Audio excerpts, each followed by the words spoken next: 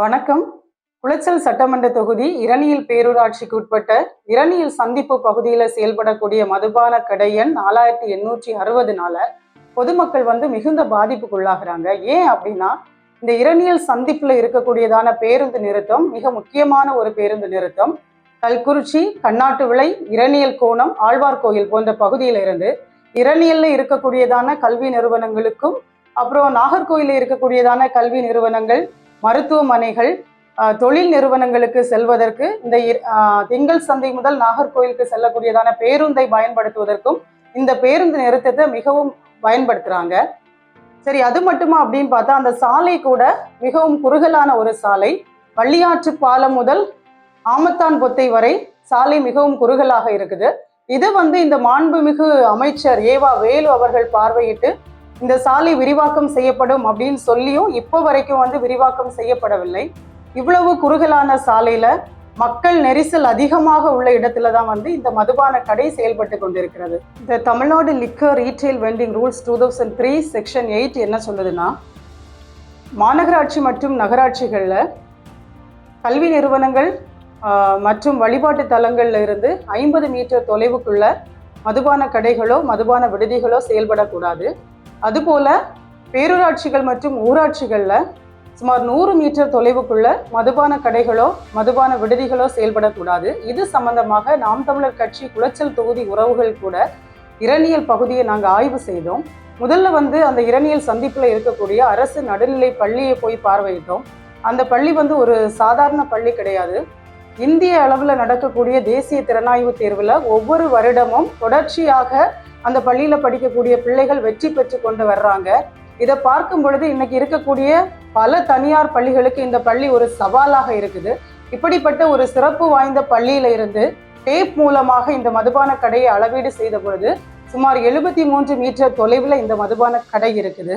ஆனால் மாண்புமிகு சென்னை உயர்நீதிமன்றம் மதுரை கிளையின் அறிவுறுத்தல் படி ஏரியல் டிஸ்டன்ஸ் ஜிபிஎஸ் மூலமாக அளவீடு செய்யும் போது சுமார் 60 மீட்டர் தொலைவிலேயே இந்த மதுபான கடை இருக்குது. அது மட்டுமல்லாது அருள்மிகு இரணியல் தும்பவிளை முத்தாரம்மன் திருக்கோவில் சுமார் 65 மீட்டர் தொலைவுக்குள்ளாகவே இருக்குது. ஜிபிஎஸ் மூலமாக அளவீடு செய்யும் பொழுது சுமார் 50 மீட்டர் தொலைவுக்குள்ளாக இருக்குது. அது மட்டுமல்லாம அரசு பெண்கள் உயர்நிலை பள்ளி, அரசு மேல்நிலை பள்ளி, மருத்துவமனைகள் இது எல்லாமே இதோட சுற்று வட்டார பகுதிகளில் இருக்கிறது. இந்த பள்ளியில படிக்கக்கூடிய மாணவர்கள் எல்லாருமே அந்த பேருந்து நிறுத்தத்தை தான் பயன்படுத்துறாங்க.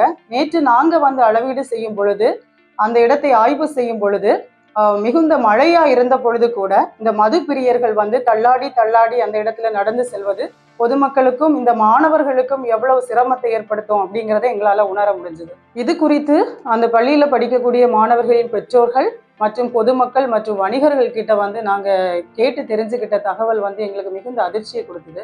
என்னன்னா, சில மாதங்களுக்கு முன்னால மாவட்ட ஆட்சியர் அவர்கள் அந்த பள்ளியில நடக்கக்கூடிய காலை உணவு திட்டத்தை ஆய்வு செய்ய வந்திருக்காங்க. அப்போ இந்த பெற்றோர்கள் இந்த மதுக்கடையை குறித்து மாவட்ட ஆட்சியரிடம் தெரிவித்தும் இன்னைக்கு வரைக்கும் எந்த நடவடிக்கையும் எடுக்கப்படலை. அது மட்டும் இல்லாம அந்த பகுதியில பாத்தீங்கன்னா உணவுத்துறை அதிகாரிகள் அடிக்கடி இந்த பீடி, சிகரெட் போன்ற புகையிலை பொருட்கள் பயன்படுத்துறாங்களா அப்படின்னு ஆய்வு செய்யறாங்க. இப்படி ஒரு மதுக்கடை அந்த இடத்துல செயல்படுறத குறித்து அவங்க எந்த நடவடிக்கையும் எடுக்கவில்லை. இதனால இந்த பொதுமக்கள் மற்றும் இந்த பெற்றோர்கள் மனதில் என்ன எண்ணம் இருக்குன்னா, இதுக்கு பின்னால மிகப்பெரிய அளவுல பணம் விளையாடுது, அப்படி இல்லைன்னா அரசியல்வாதிகளுடைய உதவி இருக்கு அப்படின்னு சொல்லிட்டு பொதுமக்கள் சந்தேகப்படுறாங்க.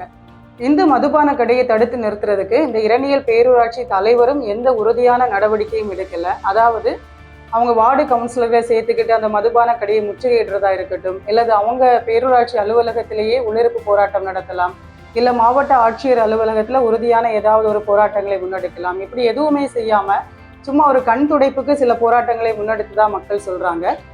இது போல குளச்சல் சட்டமன்ற உறுப்பினர் ஜேஜி பிரின்ஸ் அவர்களுக்கும், மாண்புமிகு அமைச்சர் மனோ தங்கராஜ் அவர்களுக்கும், கிழக்கு மாவட்ட திமுக செயலாளர் மகேஷ் அவர்களுக்கும், நாடாளுமன்ற உறுப்பினர் விஜயவசந்த் அவர்களுடைய பெயரை சொல்லி காங்கிரஸ் பிரமுகர் ஒருவருக்கும் மாதம் தோறும் இந்த மதுபான விடுதியிலிருந்து பணப்பட்டுவாடா செய்யப்படுது அப்படின்னு சொல்லிட்டு பொதுமக்கள் சந்தேகப்படுறாங்க. இந்த சந்தேகம் உண்மை அப்படிங்கிற மாதிரி தான் எங்களுக்கும் தென்படுது. ஏன் அப்படின்னா, ஒரு தனி மனிதனால இவ்வளவு விதிமுறைகளை மீறி மதுபான விடுதியை பட்ட பகல்ல அரசு அதிகாரிகளுடைய உதவியோ இல்ல அரசியல்வாதிகளுடைய பக்கபலமோ இல்லாம செய்ய முடியாது அப்படின்னு தான் நாங்களும் நினைக்கிறோம். இதுக்கெல்லாம் காரணம் அரசியல்வாதிகளும் அதிகாரிகளும் மட்டுமா அப்படின்னா கிடையாது. மதத்தை பார்த்து என்ன நடந்தாலுமே என்னுடைய மதத்தை காப்பாற்ற வேண்டும் அப்படின்னு சொல்லி வாக்களிக்கக்கூடிய ஒவ்வொரு பொதுமக்களும் தான் இதுக்கு காரணம். இது நான் ஒரு அரசியல்வாதியா இல்லாம ஒரு அரசு பள்ளி மாணவியின் தாயாக பேசுறேன். ஏன் அப்படின்னா என்னுடைய பிள்ளைகளும் அரசு பள்ளியில தான் படிக்கிறாங்க. இன்னைக்கு வந்து வெற்றி பெற்று சட்டமன்ற உறுப்பினராக பாராளுமன்ற உறுப்பினராக இருக்கக்கூடிய அரசியல்வாதிகளையும் அதிகாரிகளையும் பார்த்து ஒரு கேள்வி கேட்க விரும்புகிறேன். இன்னைக்கு ஒரு தனியார் பள்ளிக்கு அருகிலேயோ இல்லைன்னா வந்து தனியார் கல்லூரிக்கு அருகிலேயோ இப்படி ஒரு மதுபான கடையை திறந்து வைக்க உங்களால முடியுமா? அப்படின்னா இந்த அரசு பள்ளி மாணவர்களும் அரசு பள்ளியில படிக்கக்கூடிய மாணவர்களின் பெற்றோர்களும் உங்களுக்கு இலக்காரமாக இருக்கு, அப்படித்தானே? இது சம்பந்தமாக நாம் தமிழர் கட்சி சார்பாக அந்த இடத்துல ஆய்வு செய்திருக்கிறோம். ஏற்கனவே மாவட்ட ஆட்சியர்கிட்ட மனு கொடுத்திருக்கிறோம். கண்டன சுவரொட்டிகள் ஒட்டியிருக்கிறோம்.